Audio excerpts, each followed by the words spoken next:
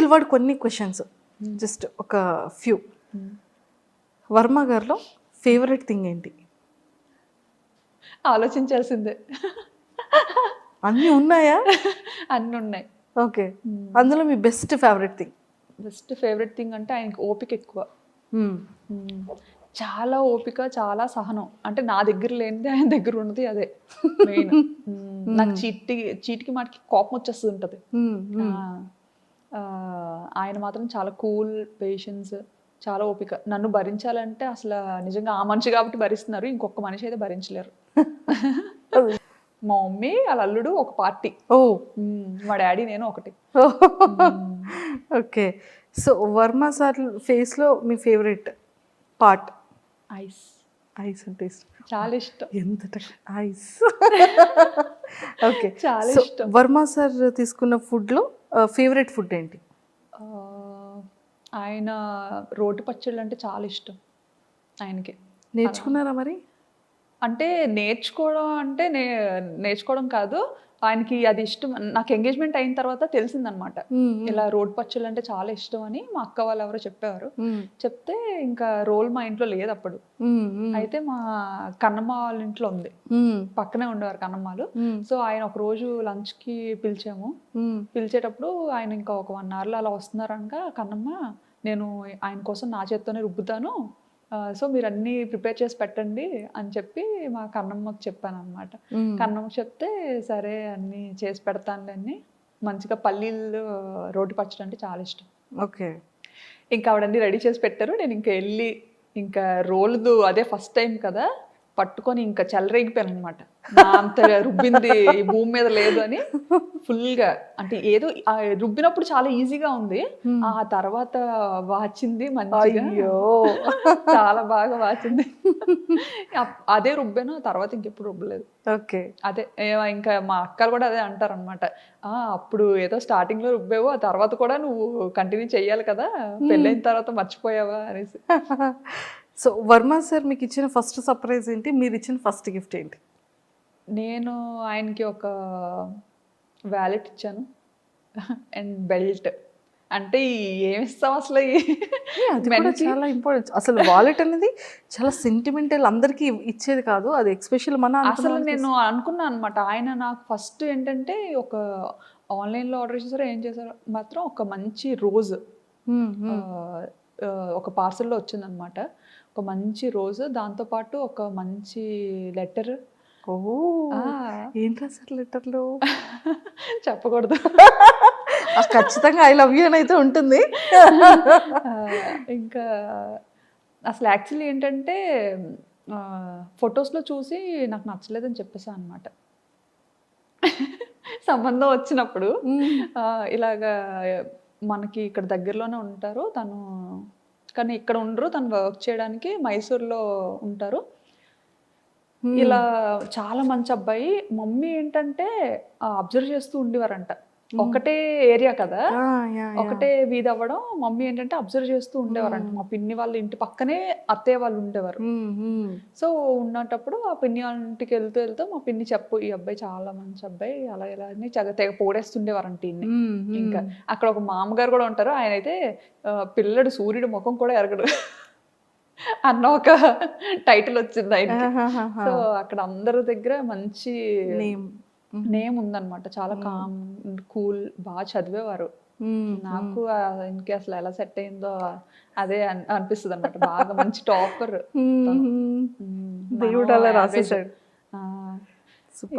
So sir మీకు ఇచ్చిన gift letter and rose, దాంతోపాటు చాక్లెట్ బాక్స్ ఒకటి.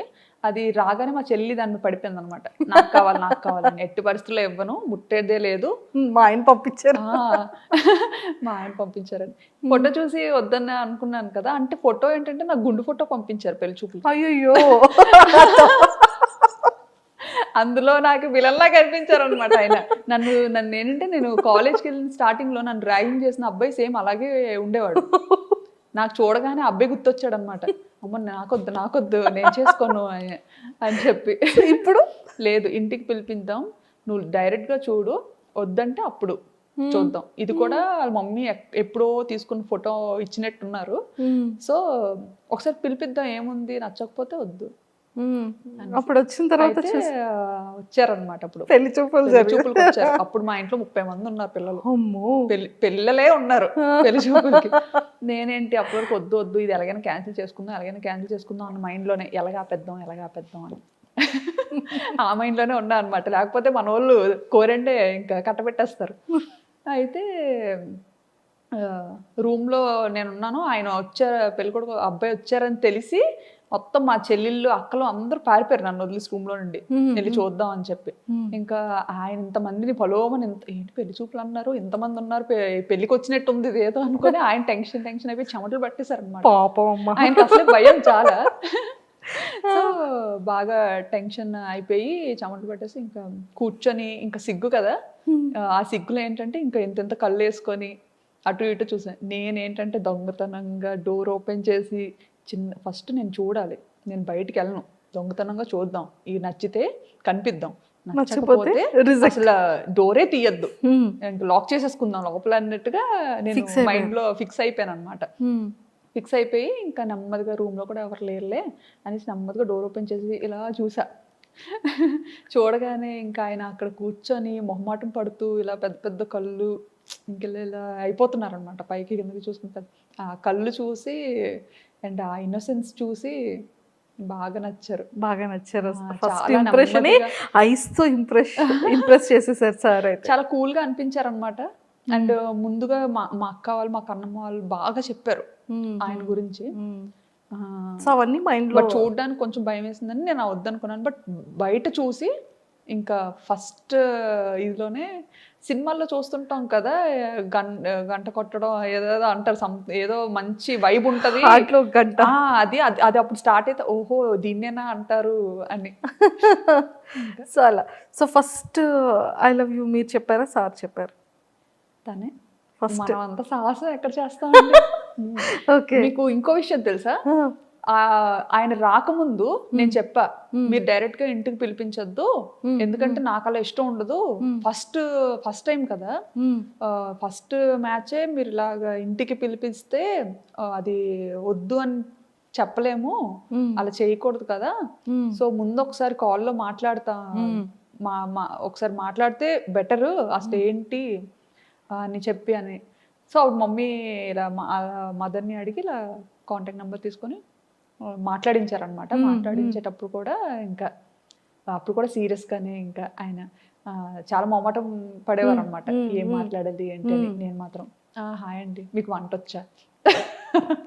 ఫస్ట్ మీ ఫోన్ కాల్లో మీరు ఇద్దరు మాట్లాడుకునేది వంట వచ్చా అంటే, ఇంకేం మాట్లాడుకోవాలో తెలియదు. మీ పేరు అంతా మాట్లాడాం, బేసిక్ థింగ్స్ అన్ని మాట్లాడుకున్నాం. తర్వాత ఇంకా ఆయన అడిగారు ఫస్ట్ నన్ను, మీకు ఏం అడగాలో తెలియక వంట వచ్చా అన్నట్టుగా అడిగారు అనమాట. అడిగితే అంతేం రాదండి అని చెప్పాను.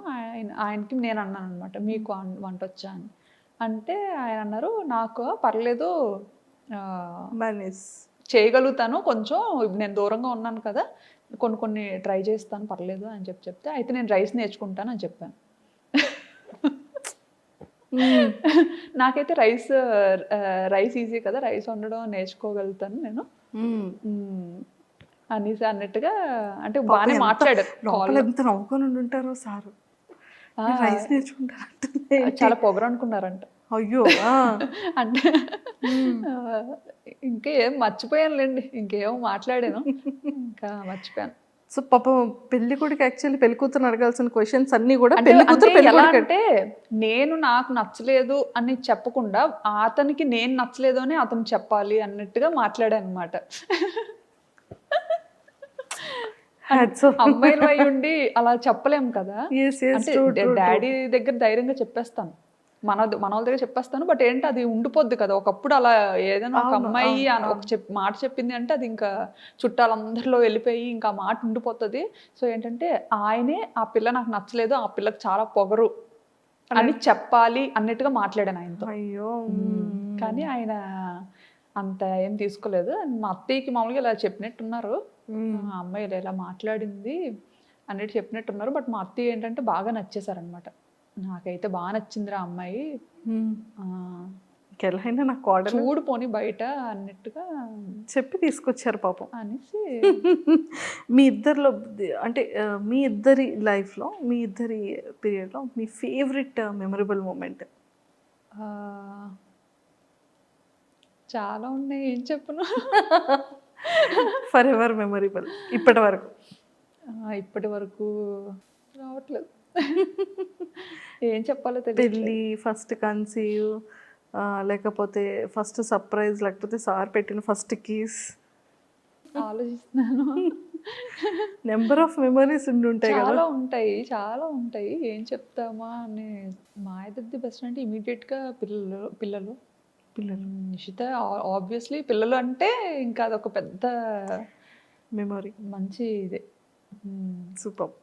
అండ్ ఎప్పుడైనా చాలా మిస్సింగ్ ఫీలింగ్ వచ్చిందా? అంటే ఇప్పటివరకు సార్కి మీరు ఎక్స్ప్రెస్ చేయలేంది ఆ మిస్సింగ్ ఫీలింగ్ వచ్చింది. ఎందుకంటే ఎప్పుడు ఇండియాలోనే ఉండేదాన్ని, ఆయన అక్కడ థాయిలాండ్లోనే ఉండేవారు. అంటే అదే పిల్లలు డెలివరీ కోసం నేను ఇండియా వచ్చి కరెక్ట్గా ఆయన ఈ ఏప్రిల్లో మమ్మల్ని థాయిలాండ్ తీసుకెళ్తారు అని ఆయన కోసం మేము వెయిట్ చేస్తున్న టైంలో ఫ్లైట్స్ క్యాన్సిల్ అయిపోవడం, ఇంకా మొత్తం కర్ఫ్యూ పెట్టేసేయడం.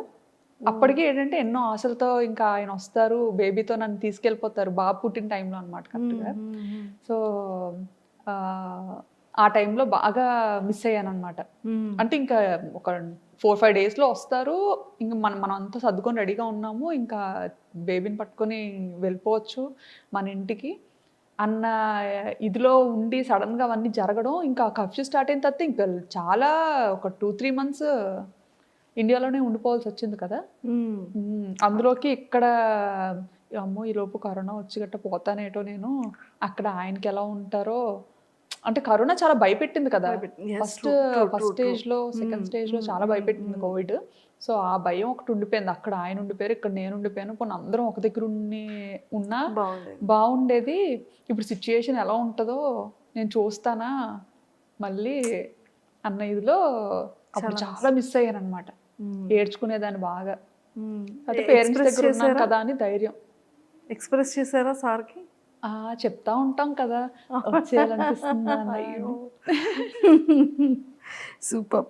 అండ్ కొన్ని వీడియోస్లో మనం చూస్తూ ఉంటాం మేము, చాలా వరకు మీ పేరుతో కొన్ని పేజెస్ ఓపెన్ చేసేయడం, ఇన్స్టా ఓపెన్ చేయడం, యూట్యూబ్ ఓపెన్ చేయడం చాలా అండి కదా.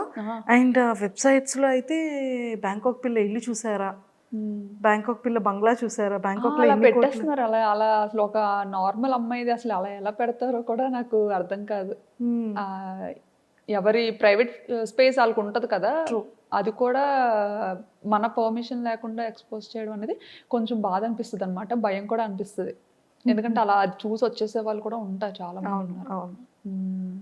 మెయిన్ మన సబ్స్క్రైబర్స్ మనల్ని ఇష్టపడి వచ్చిన వాళ్ళు అని మనకు ఆనందం ఉంటుంది అది తెలిసినప్పుడు.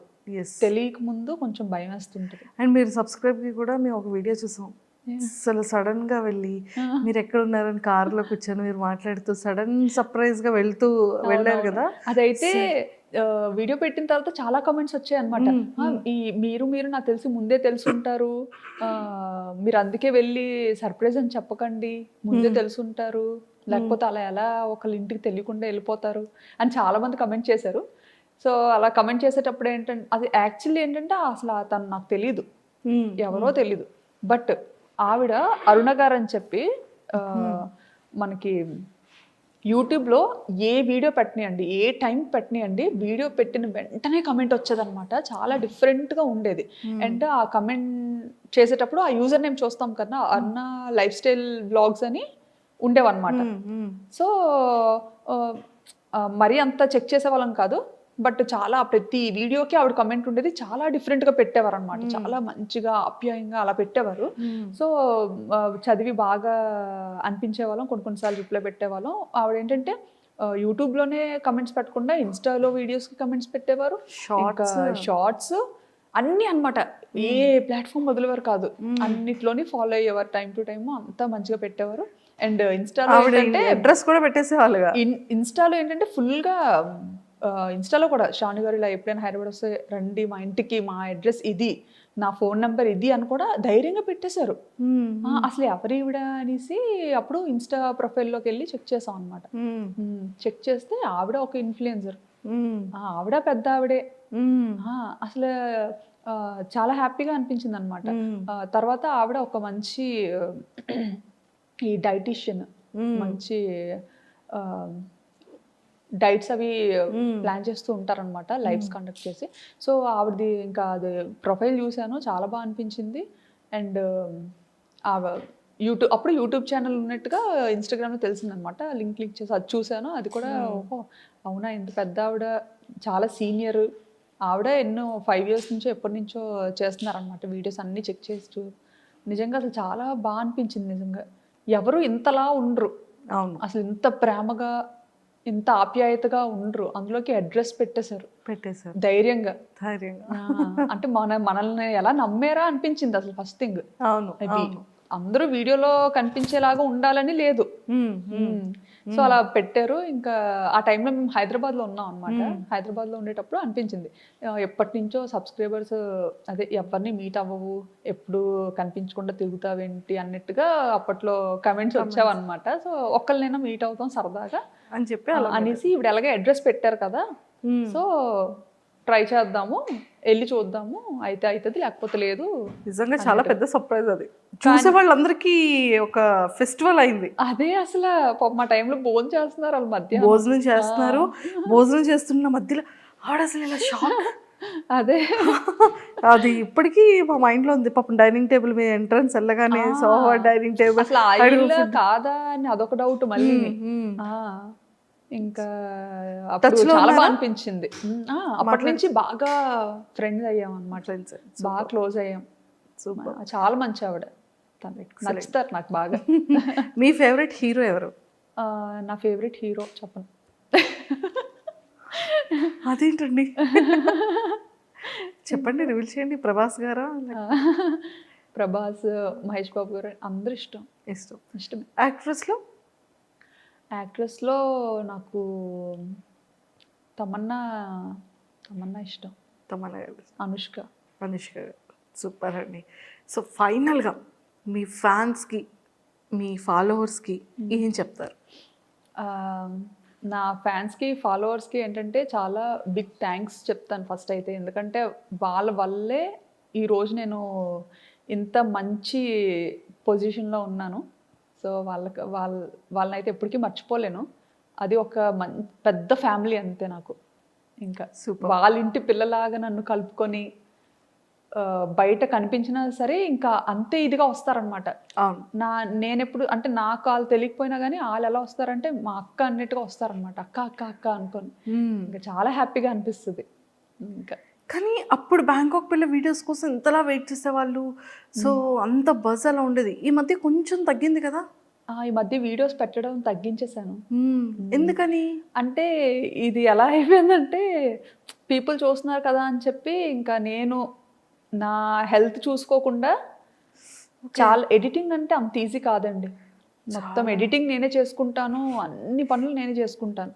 ఎప్పుడైతే బాగా మనకి వీడియోస్ వైరల్ అయ్యాయో మన పని ఇంకా థంబ్నెయిల్స్ అవన్నీ అంటే ఈయనకి వర్క్ స్ట్రెస్ ఎక్కువైపోయేది అనమాట. ఒకప్పుడు కొంచెం వర్క్ తక్కువగా ఉండేటప్పుడు థంబ్నెయిల్స్ అన్ని బాగా చేసేవారు అండ్ SEO ట్యాగ్స్ ఇవ్వడం కానీ ఎవ్రీథింగ్ మా హస్బెండ్ చూసుకునేవారు. బట్ ఎప్పుడైతే ఛానల్ మంచిగా పాపులర్ అయిందో క్వాలిటీ ఇవ్వాలి పీపుల్కి. ఇంతమంది మనల్ని అభిమానిస్తున్నప్పుడు ఖచ్చితంగా చూసే వాళ్ళకి క్వాలిటీ ఇవ్వాలి అని చెప్పి ఇంకా థంబ్నెయిల్స్కి ఇంకా బయట థంబ్నెయిల్స్ చేయించడం, ఇంకా ఆయన చేసేవన్నీ ఇంకా ఒక టీం లాగా అలా పెట్టుకొని చేసుకోవడం. సో అందుకు కొంచెం తగ్గింది, కొంచెం కాదు చాలా తగ్గింది. హెల్త్ ఇష్యూస్ వచ్చాయి బాగా, అలా కూర్చొని ఎడిట్ చేయడం, ఇంకా బ్యాక్ పెయిన్ కానీ. ఇప్పుడు ఎలా ఉన్నారు? ఇప్పుడు కొంచెం సెట్ అవుతున్నాను. అందుకే ఇంకా అందుకే డాడీ మమ్మీ ఈయన అంటారనమాట, చాలు ఇంకా హెల్త్ మీదకి తెచ్చుకోవద్దు,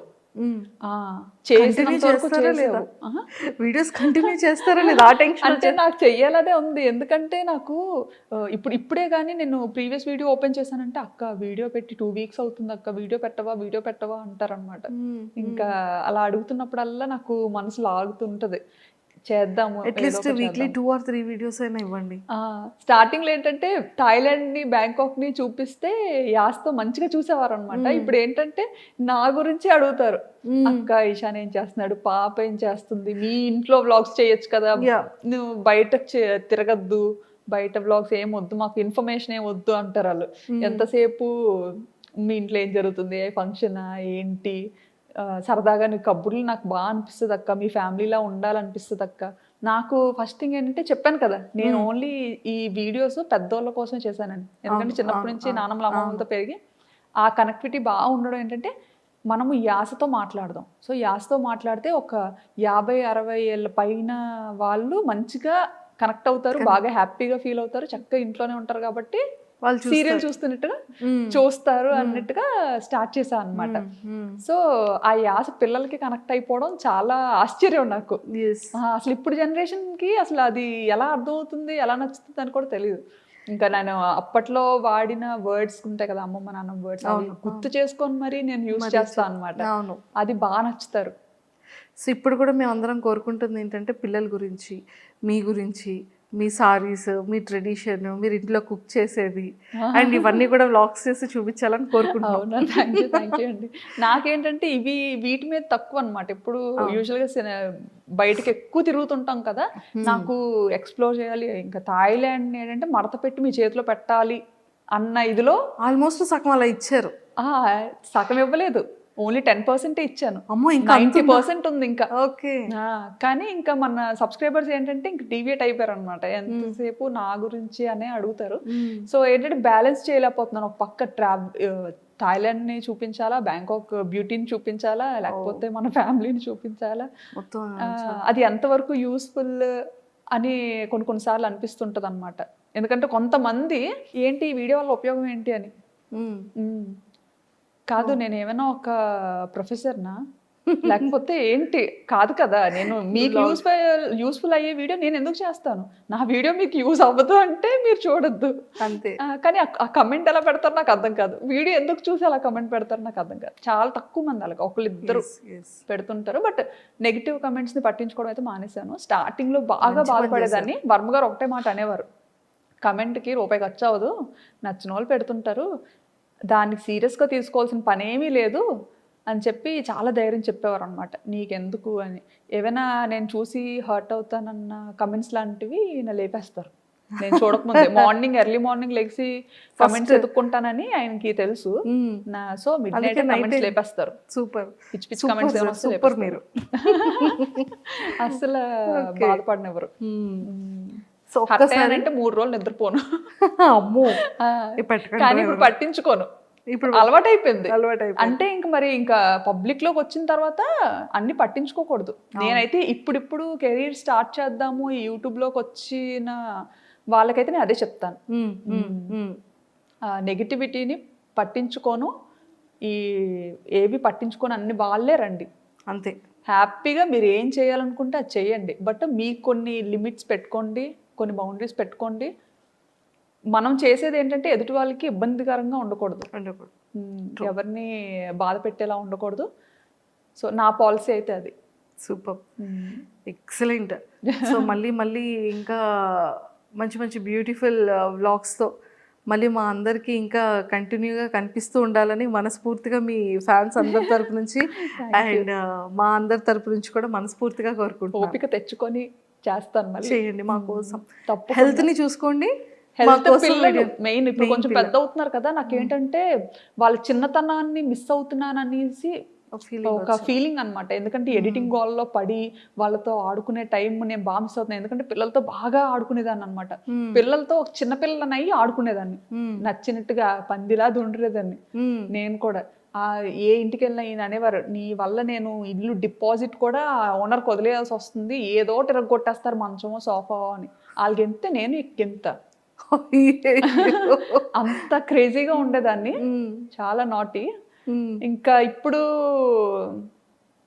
ఇంకా అది ఎడిటింగ్ గోల్లో పడి పిల్లలతో ఆడుకోవడం అది కొంచెం తగ్గిపోయింది అనమాట. నాకు ఇప్పుడు మళ్ళీ అనిపిస్తుంది రెండు బ్యాలెన్స్ చేసుకోవాలి అని. ఆ రెండు బ్యాలెన్స్ చేసుకుంటే హెల్త్ ప్రాబ్లం అవుతుంది. ప్రాబ్లం అవుతుంది. అయ్యో. కానీ చూడాలి ఒక మంచి లైఫ్ స్టైల్. అందుకే అరుణ గారిని అసలు ఎప్పుడు వదలను అనమాట. వదలట్లేదు. ఆవిడతో ఫ్రెండ్షిప్ స్టార్ట్ అయిన తర్వాత నాకు ఒక మంచి హెల్దీ లైఫ్ స్టైల్ కొంతలో కొంత స్టార్ట్ అయింది, అలవాటు అవ్వడం స్టార్ట్ అయింది. మా హస్బెండ్ ఇంకా అదే అనుకుంటారనమాట, ఫోన్లే ఒక మంచి ఫ్రెండ్ దొరికారు అన్నట్టుగా. చాలా జాగ్రత్తలు చెప్తారు శ్రావణి గారు, ఇలా ఉండాలి అలా ఉండాలి. సూపర్. ఎలా స్ట్రిక్ట్ గా ఉంటారు అందులో మాత్రం. సూపర్. అలానే ఫ్రెండ్ ప్యాకెట్ తమ్ముడు ప్యాకెట్ అంటారు కదా, అలాగా ఫ్రెండే హెల్త్. సూపర్ అండి. ఒక్కసారి మరి మీ వ్లాగ్ ఎలా స్టార్ట్ చేస్తారో, ఎలా ఎండ్ చేస్తారో ఆ ఒక్కసారి ఆ స్లాంగ్తో మీ ఫ్యాన్స్ అందరికి. బ్లాగ్ నేను ఎలా స్టార్ట్ చేస్తానంటే నా బ్లాగ్కి ఇంట్రొడక్షన్ ఉండదు, అవును, ఒక ఎండ్ కూడా ఉండదు. అది ఆటోమేటిక్గా అలా స్టార్ట్ అయిపోద్ది, దానికి అదే ఎండ్ అయిపోద్ది. ఎక్కడ ఎండ్ అయిపోద్ది కూడా తెలియదు, అలా ఉంటుంది అంతే. సో ఇప్పుడు కూడా మనం ఎండ్ అయిపోద్ది అయితే అంతే. కానీ వాచ్ మాత్రం చేసేయండి, చూడండి, ఖచ్చితంగా సబ్స్క్రైబ్ చేసుకోండి ఇంకా ఇలాంటి మంచి మంచి వీడియోస్ కోసం. థ్యాంక్ యూ సో మచ్ అండి, చాలా సరదాగా అయింది మీతో ఇంటర్వ్యూ. కానీ ఎన్ని విషయాలు తెలుసుకున్నాము అంటే, మేము బయట చూసే బ్యాంకాక్ పిల్ల ఇలా కూర్చొని మాట్లాడుతున్న బ్యాంకాక్ కూర్చోపెట్టి మాట్లాడారు. బయట గాలి బాగుంది చాలా, వాతావరణం. సో అందుకే పాపం మళ్ళీ ఆ హెయిర్ ఇదంతా అవుతుందని మిమ్మల్ని కూర్చోబెట్టేసాం, కట్టి పడేసి మాట్లాడిచ్చేసారు. కానీ థ్యాంక్ యూ సో మచ్. ఇంకా ఆ సారీస్ బిజినెస్ స్టార్ట్ చేశారు, అది బ్యూటిఫుల్గా క్లిక్ అవ్వాలని కోరుకుంటున్నాం, మంచిగా తీసుకోవాలని. అండ్ పిల్లలిద్దరు విషయంలో కానీ మా సార్ విషయంలో ఇంకా మంచిగా కేర్ తీసుకొని వాళ్ళతో ఎక్కువ టైం స్పెండ్ చేస్తూ మాకు వీక్లీ 1 or 2 వీడియోస్ అయినా అప్పుడప్పుడు అలా అందిస్తూ ఉండాలని మనస్ఫూర్తిగా కోరుకుంటూ all the very best. Thank you so much అండి. Nice talking to you. Thank you. Happy Vinayaka Chavithi. Happy Vinayaka Chavithi. Thank you. And don't forget to subscribe to iDream. And for more videos, please subscribe to iDream. Please subscribe to iDream. Please subscribe iDream. And please subscribe to iDream. For more videos, subscribe to iDream. Please like, share and subscribe to the channel. Congratulations, iDream. subscribe to iDream. Subscribe to iDream. So subscribe to iDream Media. iDream ki iDream team andarki huge congratulations. Please subscribe iDream Media. Please subscribe to iDream. Subscribe iDream. Please subscribe to iDream. iDream అంటే నా కళల channel subscribe చేసుకున్న నోరు తిరుగుతలేదు, మీరైతే గంట గుర్తు కొట్టండి. For more such videos, please subscribe to iDream. Subscribe to iDream. Please subscribe to iDream. Please subscribe iDream Media. Please do subscribe to iDream. Please subscribe to iDream Media. For best entertainment and information, please subscribe iDream.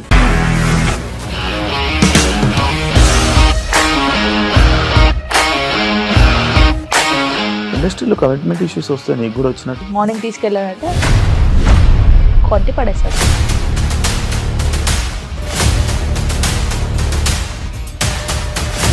ఒక్కళ్ళు కూడా చూడలేదు ఈ cinema అని చెప్పడానికి కూడా చాలా ధైర్యం కావాలి. అది నిజం కదా, దాంట్లో ధైర్యం ఏంటి? నెక్స్ట్ డే ప్లేట్ మార్చేస్తే తప్పు కదా. As of now we are comfortable this అని నేను అనుకుంటున్నాను. రష్మిక గారిది మీది ఒకే ఊరంట కదా. నీకు కోపం వచ్చిందంటే బాగా తిట్టేత్తరా? తిట్టేద్దామండి. నిజంగా గేమ్ ని ఎలా చేంజ్ చేయగలిగారు? ఏపీఎస్ఎఫ్సి వాళ్ళకి 6 నెలల్లో నేను 6 లక్షలు కట్టా. బిజినెస్ చేయాలనుకుంటే it is as difficult as riding a tiger.